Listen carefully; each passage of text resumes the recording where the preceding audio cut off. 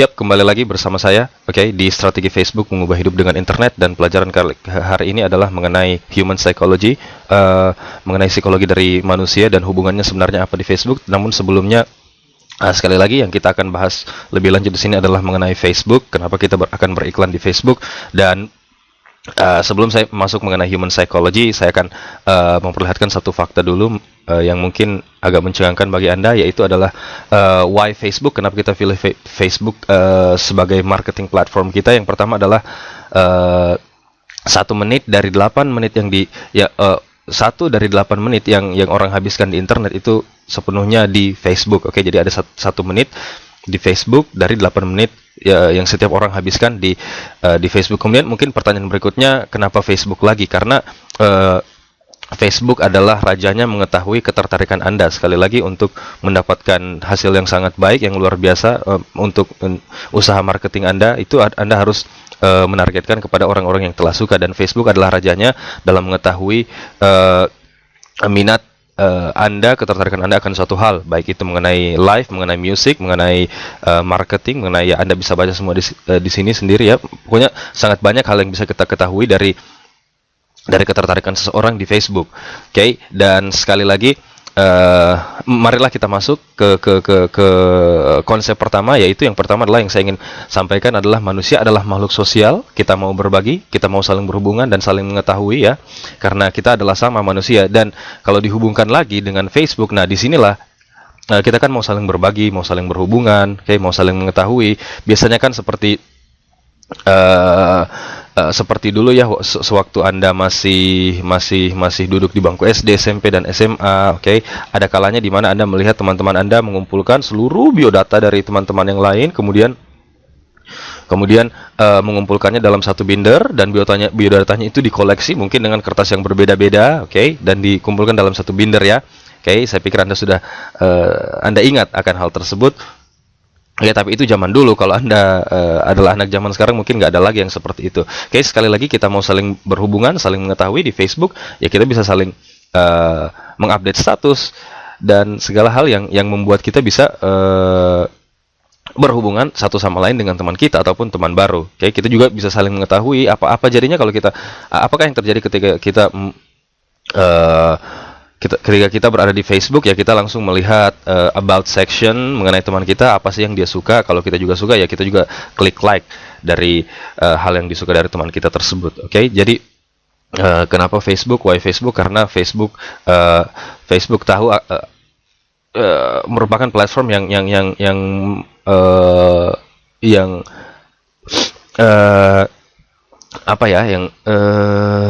Facebook sebenarnya seperti biodata Anda. Di profile section tersebut Anda mengisi secara tidak langsung, itu adalah biodata Anda. Anda mengisi apa yang Anda suka dan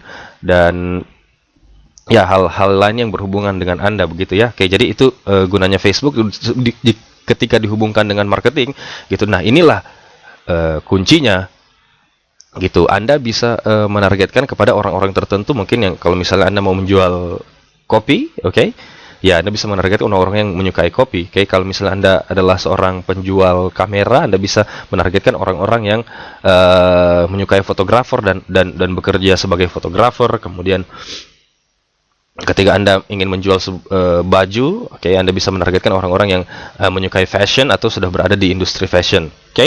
Jadi seperti itu. Kemudian konsep berikutnya adalah the law of diffusion of innovation.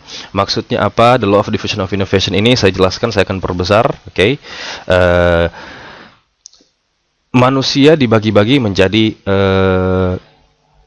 beberapa kelompok. Yang pertama adalah innovators, early adopters. Kemudian Anda bisa baca di sini. Yang terakhir adalah laggards. Maksudnya seperti apa? Mungkin kalau saya definisikan satu-satu ini Anda nggak mengerti ya. Jadi saya ilustrasikan seperti inilah. Innovators diilustrasikan sebagai pembuat. Anggaplah misalnya kita kasih contoh iPhone, pembuat iPhone Steve Jobs. Misalnya akan ada muncul lagi iPhone 6. Nah, si innovators ini mereka lah yang membuatnya. Orang-orang yang merubah dunia. Dan sementara early adopters ini orang-orang yang sangat suka mengenai suatu hal yang telah dibuat oleh innovators ini. Kemudian early majority dan late majority adalah orang-orang umum yang kalau ada satu hal yang sedang booming, mereka akan ikut. gitu. Tapi orang yang pertama mengikuti adalah early adopters.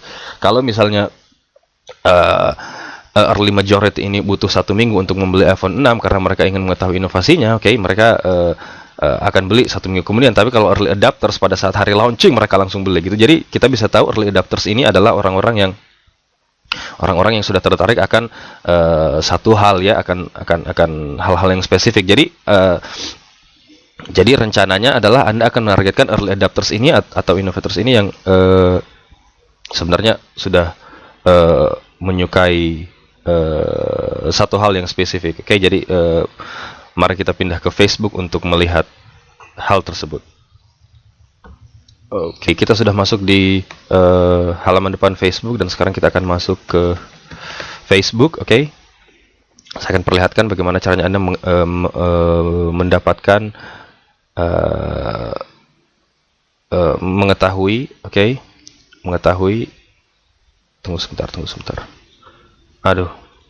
Oke, ini saya harus adjust dulu. Tapi kenapa ini kagak mau gitu ya? Ya, kita pindahkan dulu di sini. Oke, begitu pula juga window-nya.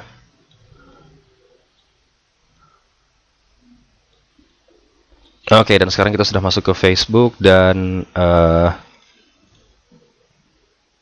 kenapa dia begini? Kenapa dia seperti ini? Oke, dan sekali lagi yang kita mau targetkan adalah orang-orang yang sudah menyukai akan suatu hal, dan cara mendapatkannya di Facebook adalah sangat mudah dengan menggunakan Open Graph Search. Di sini mungkin saya sudah menjelaskan sedikit mengenai Open Graph Search. People who like, misalnya people who like, orang-orang yang sudah menyukai fashion. Oke.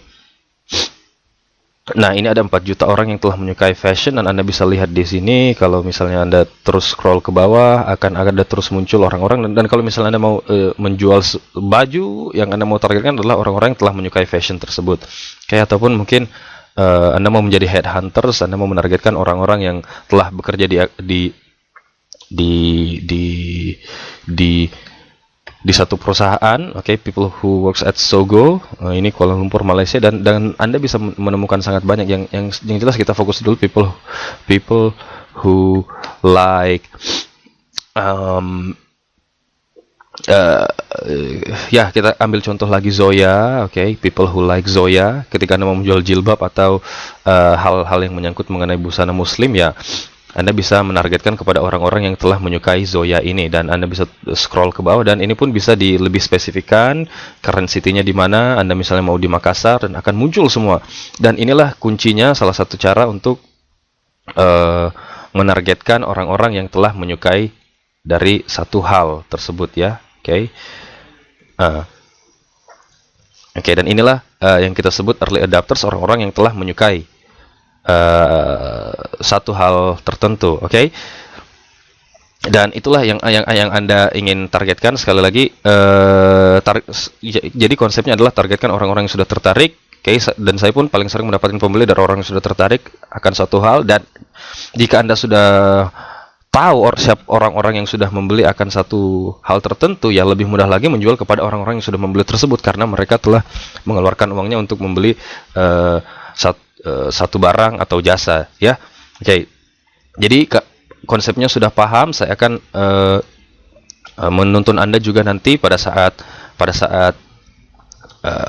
saya mengajarkan mengenai strategi Facebook, baik itu yang berbayar dan gratis, strategi gratis. Anda tidak perlu beriklan di Facebook. Oke. Tapi ada satu masalah yang muncul sebenarnya mengenai hal ini. Oke, apakah itu ya, kita hidup di dunia iklan, di mana-mana ada iklan. Pergi ke mall, di jalan ada iklan, semua nonton TV kita hidup iklan ya, yang akhirnya ketika kita melihat iklan McD di TV, kemudian kita lihat lagi iklan McD di jalan, kita pergi ke mall, kita lihat lagi iklan McD, yang ujung-ujungnya adalah Anda akan just ignore it. Oke, ignore it itu maksudnya apa? Anda akan mengignore, Anda akan menghiraukan iklan tersebut, sehingga ya walaupun perusahaan sudah jual, sudah beriklan dan mengeluarkan uang banyak, namun hal tersebut muncul terus, ya orang kan bosan gitu ya. Jadi sekali lagi tidak bisa kita pungkiri kalau kita hidup di dunia iklan gitu, di mana-mana ada iklan. Terus solusinya apa dong? Oke, solusinya yang paling ampuh adalah ini, konsep dari purple cow. Anda harus menjadi purple cow di sekeliling dari white cow tersebut. Oke, contohnya seperti apa? Oke, saya akan meninggalkan Anda mengakhiri pelajaran kali ini dengan menanyakan Anda satu konsep. Oke, kalau misalnya Anda jalan di satu pedesaan, kemudian Anda melihat seekor sapi yang berwarna putih, oke, dan yang berwarna pada umumnya, apa yang akan terjadi? Oke, Anda cuma bilang, oh itu sapi, dan Anda akan lewat saja tanpa mampir dan singgah di sebelah sapi tersebut.